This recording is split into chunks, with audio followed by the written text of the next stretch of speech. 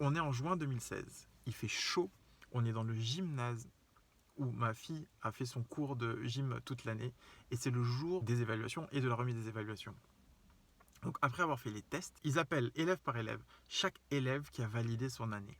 Et donc au fur et à mesure, des centaines d'élèves assises, au fur et à mesure ils se lèvent et vont se mettre debout devant l'estrade, où il y a tous les parents évidemment qui regardent. Et ils appellent élève après élève après élève après élève. Et qu'est-ce qui se passe à la fin? Au bout d'une heure où ils ont appelé tous les élèves, il reste 3 ou 4 élèves assis à leur place, là où ils étaient il y a une heure déjà. Et personne ne les appelle. On met 60 longues secondes à comprendre qu'ils ne seront pas appelés. Ils n'ont pas validé leur niveau. C'est horrible comme sensation. Vous imaginez un petit peu le choc pour une petite de 6 ans d'être là, assise, on ne l'appelle pas et elle met de longues minutes à comprendre qu'elle n'a pas validé son niveau. Vraiment difficile. En rentrant, elle pleure toutes les larmes de son corps et ne veut plus entendre parler de gymnastique de sa vie. Le lendemain, une preuve de leadership incroyable va se produire. Elle explique qu'en fait, elle va le faire. Elle va reprendre son année de gymnastique et qu'elle va travailler pour pouvoir valider son année. Ce qui se passe pendant cet été, c'est que tous les jours, elle va travailler sans arrêt sur son assouplissement, ses gestes, et elle va travailler, et retravailler, et retravailler. Et quand elle reprend le cours au début de l'année, elle continue à travailler le soir, tous les jours.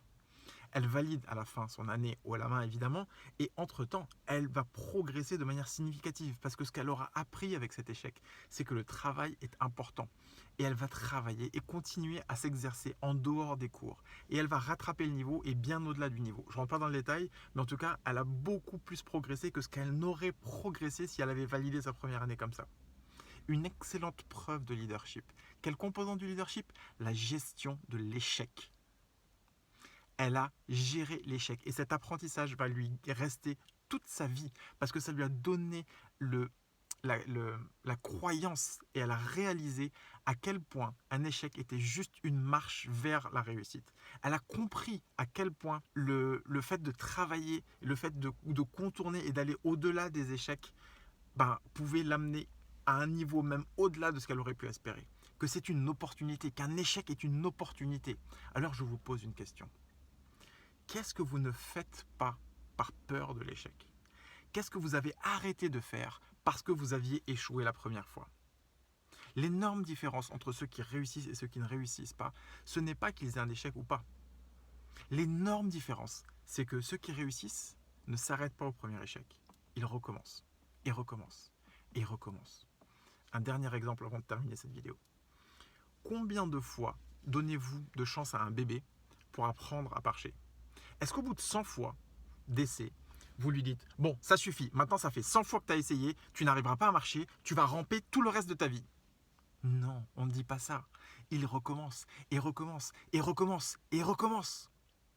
1000 fois, 2000 fois, 3000 fois, jusqu'à ce qu'il y arrive. Et chaque itération, chaque fois qu'il tombe, il apprend une information, une infime information sur son espace, sur son orientation, mais il va apprendre une infime information de manière inconsciente qui va le ramener, qui va le rapprocher vers le résultat final qu'il veut atteindre, à savoir marcher.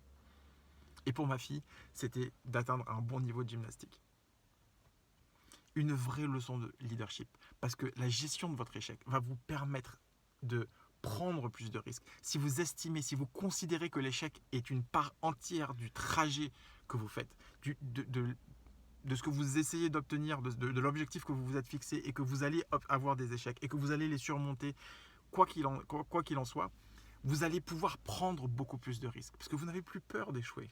Donc vous prenez plus de risques et donc vous apportez beaucoup plus de valeur. Enfin, vous sortez des sentiers battus et vous allez pouvoir vous exprimer votre talent et être épanoui parce que c'est chiant de faire tout le temps la même chose. Parce que c'est pénible et parce qu'on ne s'épanouit pas forcément quand on reste dans les sentiers battus et qu'on ne va pas aller exprimer ce qu'on a vraiment envie de faire.